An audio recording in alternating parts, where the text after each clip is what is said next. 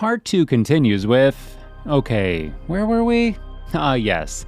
Hana wanted to leave such a hostile environment, but she has no choice but to go with the others to collect fresh water. They traverse underground until they come to a cliff. 3 people will go down: Ryo, Hana, and a girl from Summer A named Nijiko.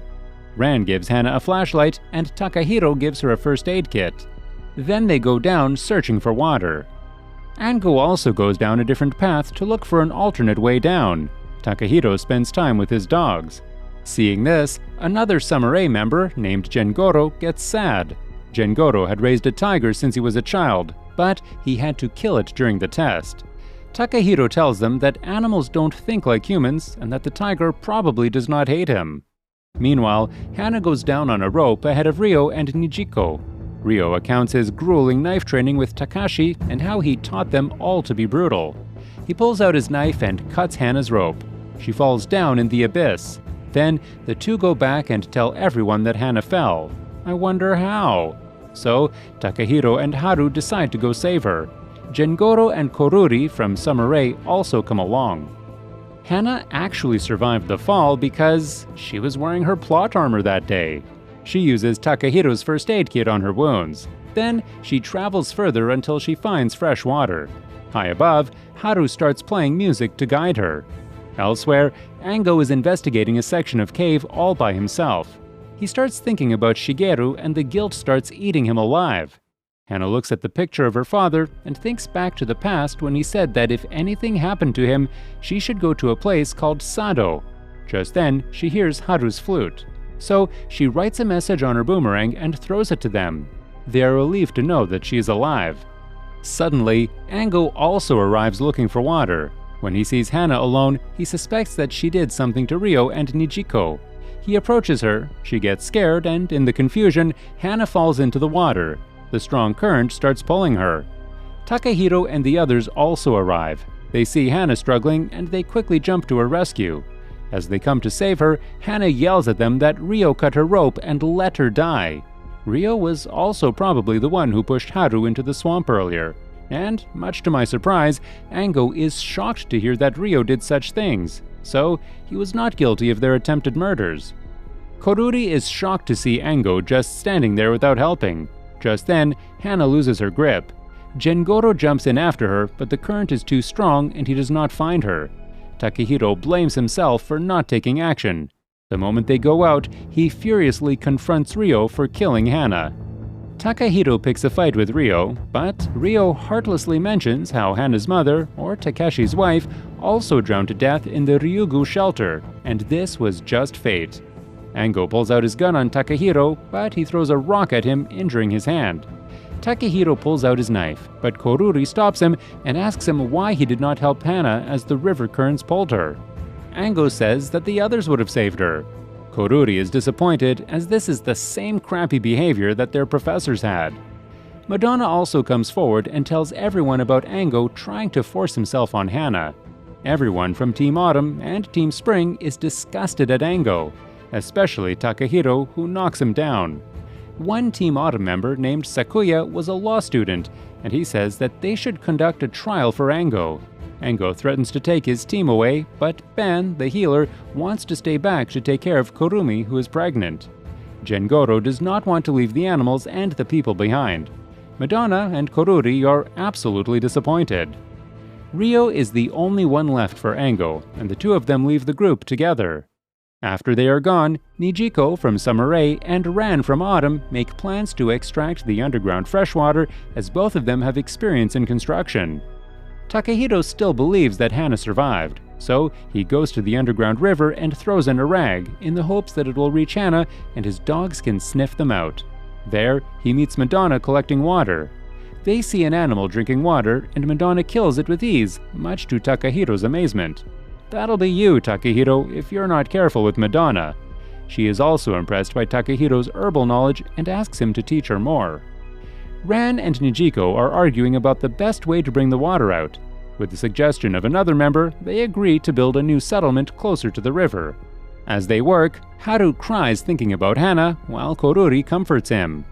Far away, Ango tells Ryu that when he forced himself on Hana, it was not out of lust, but out of a desire to hurt her. Ryo points out that doing so would have meant Professor Takashi, their tormentor, would get a grandchild. Ryo tells him to think things through next time. Later, Takehiro tells Haru that he will leave after the new settlement is built. He suggests Haru stay behind with Koruri because those two have bonded. Haru gets sad and they hug melodramatically. Madonna also decides to go with Takehiro to learn more about the world. After the new house is built, Takehiro and Madonna leave while their friends cheer for them. Meanwhile, from far away, Mozu watches all their actions. He sounds disappointed with Ango for screwing things up. Mozu's real name turns out to be Kaname, a close confidant of Professor Takashi and the person chosen as the Reaper. Yep, there really is an imposter among them. It is the Reaper's responsibility to kill anyone who tries to mess with the growth of humanity. Kaname plans to kill Ango because of what he did to Hana, Professor Takashi's daughter, but he holds himself for now because Ryo is with him. Some days later, Ango and Ryo find the seal grounded near a beach. Team Summer B is nearby having fun. Botan, well, she's gotten really comfortable with her nudity. Not that we're complaining or anything. Ango and Ryo correctly deduce that this must be Team Summer B.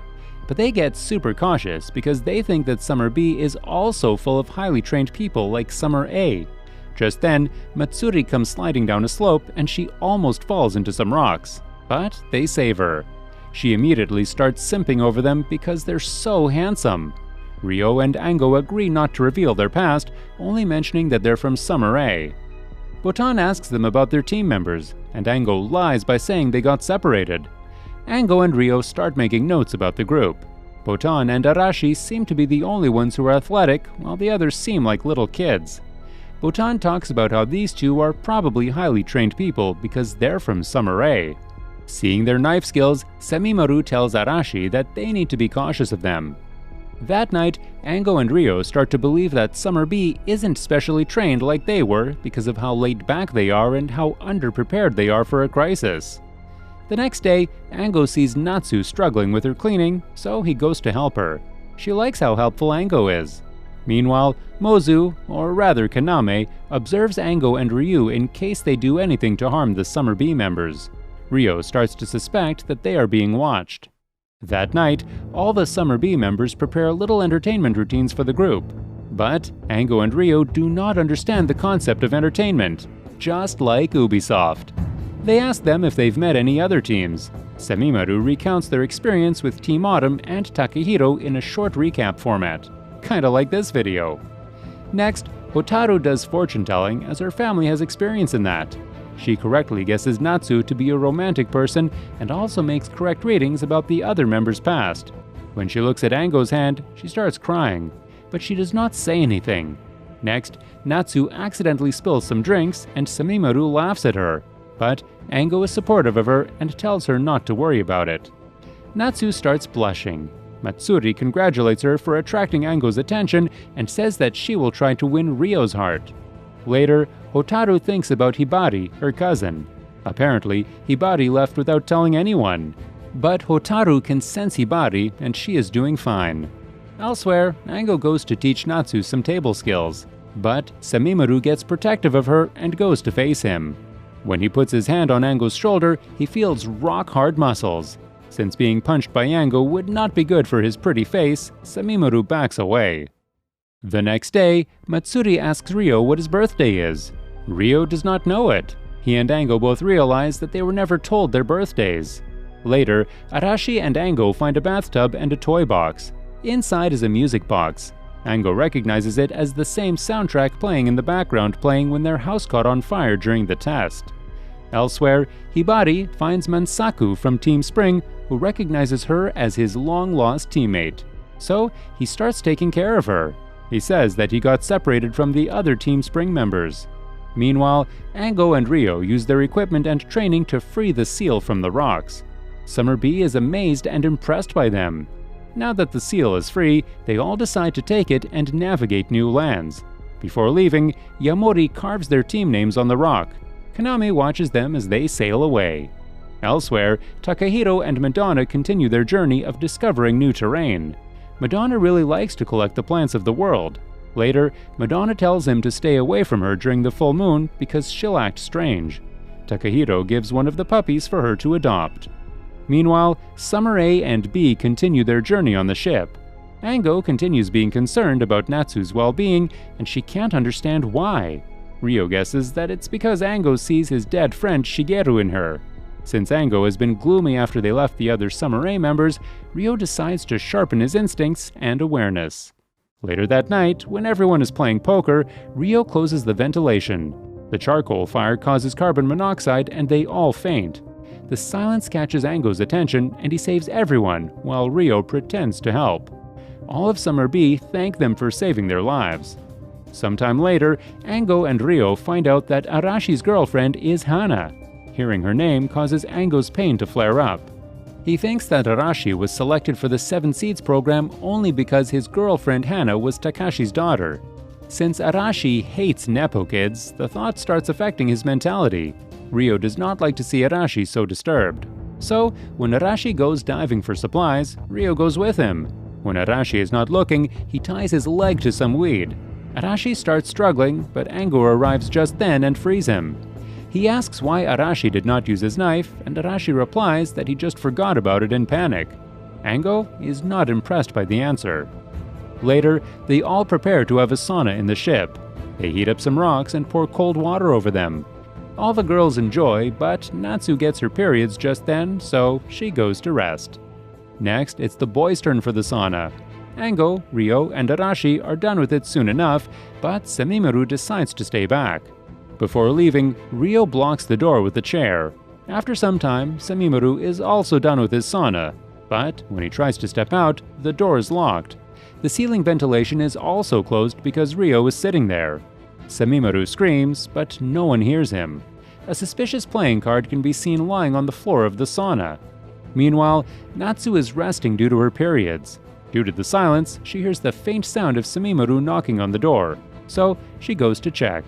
Ango also follows her. They find Semimaru unconscious, so he quickly carries him and puts in cool water. Semimaru wakes up and calms down. Natsu cries as she makes him drink water.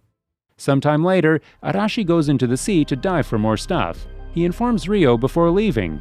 After the wind picks up, they restart the seal and sail away. But Ryo does not tell anyone about Arashi. Ango's suspicions about Summer B Team are confirmed when Natsu tells him that they are made up of random people and they were not given any special training. Ango is furious as he believes that people like Shigeru and the other students from the training facility could have been chosen instead of these worthless Summer B members. Later, the girls realize that Arashi is not on the ship. Ryo whispers to himself that it took them long enough to find out. They all realize that Arashi probably went diving again, so they turn the seal around. Meanwhile, Arashi comes out of the water and finds out that he's been ditched. While the rest of Summer B screams Arashi's name, Botan sees a deuce card in a towel. She goes to the sauna and sees the ace card. She thinks that frequent accidents are a sign that they're not coincidences. She goes to Ango and Ryo's room and finds their guns and gun maintenance kit. But just then, Ango also comes in. She apologizes for being there, saying that she was looking for her own stuff. Ango is suspicious that she stole something, but she removes her clothes to prove him otherwise. Pure fan service. When Ango asks what the pendant around her neck is, she does not reveal that it's cyanide. Botan is shocked to see them having guns. She thinks back to the past when her supervisor told her how to use cyanide. But after a long time, cyanides have a risk of losing their toxicity. Arashi is just lying on the ocean surface when it starts to get foggy. He thinks about his team members and Hana. He realizes that he can't let himself die just like this, so he cuts seaweed and builds a raft while swimming. Far, far away, Hana has actually survived her incident at the river. She wakes up on a beach. Meanwhile, Arashi reaches a huge artificial platform with strange windmill shapes on them. Hana opens Mark's journal and reads the part about her father. Her father, Takashi, sent a message to her through Mark. Wherever she wakes up, she should do her best to live. These words reignite her motivation. Hana starts surviving on rainwater and reptiles.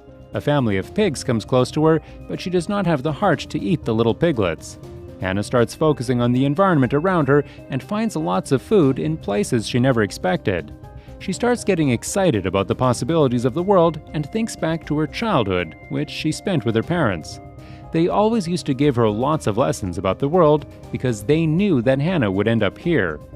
One day, Hannah sees a strange herd of beautiful and strong horses. Now, that's a lot of horsepower. Since the horses are probably looking for fresh water, she goes after them, while wishing goodbye to the pig family. As she follows the herd, Hannah decides to continue living, even if it's just to meet Arashi. Honestly, these two are just so adorable. Elsewhere, Team Summer B continues looking for Arashi. Semimaru sends his kite flying so that Arashi may see it. Suddenly, their ship gets stuck on algae and they reach a strange place full of old ships. Botan continues being watchful of Ango and Rio. Suddenly, Arashi sees the kite flying from the seal, so he goes towards it. Somewhere nearby, Summer B members come across a giant ship with Buddhist imagery on it. They get excited as all the other storage shelters had Buddhist imagery on the entrance. They also find out that Team Summer A was never told about the 7 Fujis and the storage shelters, which is why they refuse to go and investigate the ship. However, when Natsu decides to go, Ango thinks about how he left Shigeru alone, which resulted in his death. So, he also volunteers to go. Rio also decides to go to make sure Ango does not do anything stupid. Yamori is the only one staying behind. So, Rio tells him to bring down the sails by pulling on the ropes. Then, he drops the 3 of spades and leaves. Elsewhere, Hannah finds a forest and fresh water. The pigs also follow her all the way there. Back to Summer Teams A and B, they go inside the ship. Ango tells Natsu not to get separated from him. Hotaru takes a look at Ryo's palm lines and says that he's hiding a secret, but one day he will share it. While Rio and Matsuri stay on deck, the others go inside the ship. As they investigate, the lights turn on due to human movement. Back at the seal, Yamori pulls the rope that Rio pointed out to bring down the sails. But it turns out that Rio pointed out the wrong one to him. The sail knocks Yamori out to the water below. The algae is really thick, so Yamori is unable to swim and he gets stuck. On top of that, the giant ship tips on its end and starts to sink, taking everyone along with it. Hope you enjoy part 2. If this video gets 2,500 likes, so I know you guys like this anime, I will continue to part 3. See you on the next one!